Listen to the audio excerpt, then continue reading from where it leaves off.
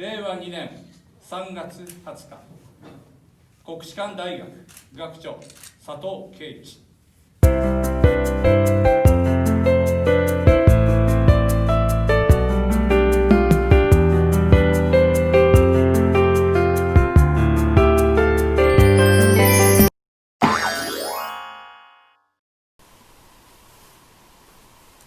Oke, jadi gimana itu tadi? Aku bakalan lanjut cerita yang kemarin, sekarang ini sebenarnya aku itu dapat beasiswa dari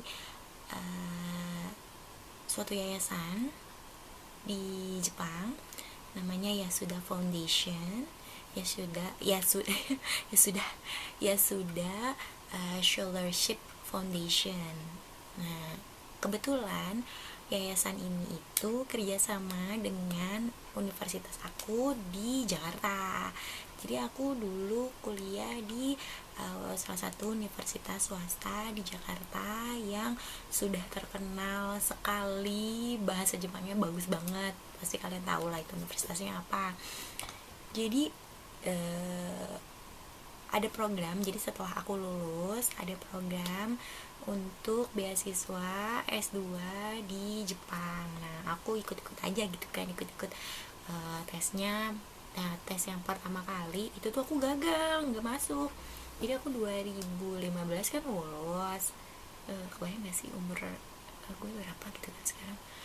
Terus pas lulus aku tuh nggak masuk. Aku ikutan tes yang beasiswa ini, nggak masuk.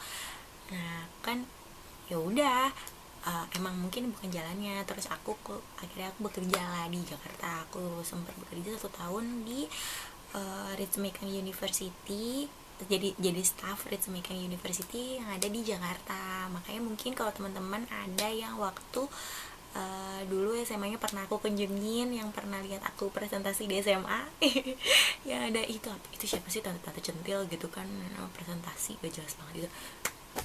Itulah aku. Iya, aku kangen banget, sumpah aku kangen banget kerjaan presentasi di depan anak-anak SMA gitu, ngenalin cerita-cerita gimana enaknya kuliah di Jepang. Terus kenapa kalian harus kuliah di Jepang gitu, aku suka banget. Yang dari dulu aku suka banget yang namanya sharing-sharing, enaknya apa aja sih di sini, terus benefitnya apa aja, terus sedihnya apa aja, susahnya apa aja tuh aku seneng banget cerita itu gitu. Nah, that's why aku mau bikin video-video kayak gini tuh buat sharing aja gitu. Apa aja sebenarnya enaknya kuliah di sini, dan gak enaknya tuh banyak sebenarnya. Jadi dari mana tadi sampai mana tadi, ya Allah, udah nggak bisa ngomong bahasa Indonesia, sombong. Jadi aku tuh dapat beasiswa. Nah, beasiswanya itu maksimal 4 tahun. Aku tuh belum ya, maksudnya di 2015 itu aku gagal dapat beasiswa. Akhirnya aku kerja. Nah, abis itu di tahun setelahnya aku apply lagi beasiswa itu gitu. Ya maksud aku yang namanya rezeki kan gak ada yang tahu ya coba aja lagi gitu kan. Dan ternyata alhamdulillah di tahun setelahnya aku apply, keterima, dapat beasiswa itu gitu. Di saat aku tuh sedang waktu itu tuh kegalauan yang luar biasa. Aku juga waktu itu aku pernah punya mantan, dan dia tuh udah mau nikahin aku. Terus jadi masalah percintaan. Terus aku juga sudah sangat nyaman dengan pekerjaan aku saat itu gitu, sudah sangat bahagia dengan pekerjaan aku saat itu, dan aku harus berhenti dari pekerjaan aku. Itu kayak yang namanya hidup itu memang pilihan ya. Jadi aku di situ sangat galau, apa aku terima beasiswanya atau enggak. Di saat aku sedang dulu tuh aku ngerasa hidup aku tuh lagi bahagianya gitu, terus tiba-tiba aku dapat beasiswa. Jadi tuh ambil keputusannya luar biasa, dan sempat ditentang sama almarhum orang tua. Jadi almarhum bapak aku tuh sempat nentang untuk kayak, berapa lama di Jepang gitu. Ya minimal sih 3 tahun. Aku bilang gitu, lama banget di Jepang 3 tahun gitu. Terus aku bilang, ya gak apa kan, nanti insya Allah kalau bisa aku pulang tiap tahun gitu. Dan ternyata ya itu mungkin kenapa dulu sempat ditentang, karena yaitu bapakku tuh mungkin sudah tahu kalau umurnya nggak lama gitu. Cuman ya itu yang aku balik lagi gitu, yang namanya menyesal atau enggak, ya menyesal sih menyesal, cuman aku nggak boleh kayak yang aduh coba kalau dulu aku nggak ambil beasiswa ini gitu. Cuman aku pikir yang namanya hidup pasti ya gitu. Aku yakin semua yang aku pilih, kalau aku yakin itu adalah yang terbaik gitu, yang Allah kasih ke aku gitu. Jadi ya jalanin aja gitu. Insya Allah nanti, maksud aku kalau misalnya kita jalanin bakalan ada sesuatu yang indah setelah itu gitu. Jadi memang akhirnya aku ambil beasiswanya ke sini. Kenapa aku bilang 3 tahun? Karena di tahun pertama itu aku harus kayak penyetaraan gitu di sininya.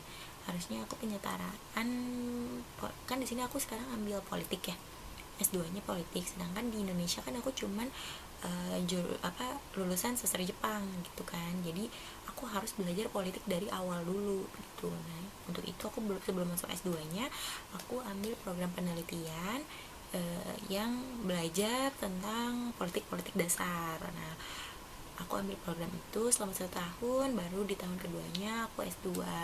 Ya kan aku nggak tahu ya, walaupun almarhum bapakku tuh dulu sempat menentang, ternyata setelah almarhum bapak meninggal, aku tuh baru tahu kalau ya dulunya tuh bapak tuh suka cerita-cerita ke teman-temannya atau ke keluarganya atau ke siapa gitu, yang ngerasa kalau dia tuh bangga gitu sebagai orang tua kalau anaknya bisa kuliah S2 sampai di Jepang, bahkan tidak mengeluarkan biaya sama sekali, dia tidak mengeluarkan biaya sama sekali gitu, dengan beasiswa yang dulunya aku tuh sempat karena nggak masuk PTN di Indonesia, sempat dikucilkan sama keluarga besar aku sendiri gitu, karena ya ampun kasihan banget, padahal katanya dari dulu pintar tapi ternyata PTN aja nggak masuk gitu-gitu, yang sempat agak wah dunia berakhir hancur. Cuman ya itu, dari situ tuh lama-lama aku tuh belajar kalau kamu gagal saat ini belum tentu kamu akan gagal seterusnya gitu. Cuman waktu mungkin aja saat ini kamu gagal, tapi nanti kamu akan lebih berhasil dari yang sudah berhasil gitu. Cuman ya gitu, aku selalu memegang kayak semuanya itu adalah waktu, tinggal tunggu waktu, dan yang pasti usaha. Kalau kamu selalu usaha dan berdoa, tinggal waktu aja yang nentuin, dan kamu serahin aja sama yang di atas gitu. Jadi jangan pernah kayak misalnya sekali gagal udah aku nggak mau, udah gagal gitu, udahlah aku menyerah gitu. Ya enggak, ya kamu juga tapi jangan terlalu kayak apa sih namanya, oh aku harus terus gitu. Enggak, santai aja, bawa santai, pelan-pelan, asal sabar, terus ya gak aneh-aneh. Insya Allah pasti bakalan indah ke depannya gitu. Nah kan aku alhamdulillah dapat beasiswa itu, terus kesini itu yang aku bilang gimana ya, hidup itu kan pasti nggak akan mulus-mulus terus gitu ya. Nah di saat aku udah 3 hari sebelum aku wisuda, S2 tahun ini, itu tiba-tiba mamaku menyusul bapakku gitu, meninggal. Jadi sebelum aku lulus, orang tua aku tuh nggak tahu kalau aku tuh udah lulus gitu. Sebenarnya aku udah kasih tahu mamaku sih sebelum meninggal kalau aku udah lulus, bahkan dengan nilai sempurna gitu. Pertama kali kuliah di sini, kuliah di Jepang, dan dulu pernah kan sempat pertukaran pelajar di Jepang. Nah ini tapi kan cuma 1 tahun. Nah yang ini tuh bener-bener kayak aku dapat gelarnya juga gitu. Aku nulis tesis dalam bahasa Jepang gitu. Terus ternyata selama 2 tahun aku kuliah S2, aku belajar, hasilnya tuh di nilainya tuh benar-benar nilai sempurna gitu. Ya walaupun mamaku tuh tahu gitu kalau aku sudah lulus, cuman kan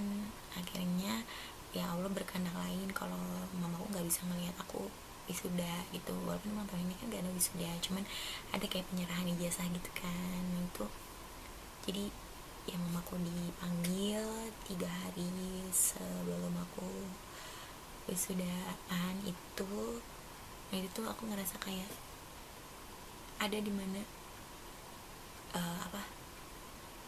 ngapain gitu aku di Jepang gitu kan, main aku kuliah di sini, nyiksa diri, capek gitu. Terus akhirnya aku kehilangan semuanya, aku kehilangan orang-orang yang aku sayang, bahkan aku pun ditinggal nikah sama mantan aku kan. Jadi sebelum karena aku memilih untuk S2 ini, akhirnya aku ditinggal nikah dong. Gila kan ya, berasa drama gak sih hidup ya ampun, sedrama itu emang hidup aku. Tapi ya udah, emang berarti kan itu bukan jodoh ya namanya. Yaitu aku lulus S2 pun orang tua udah nggak ada.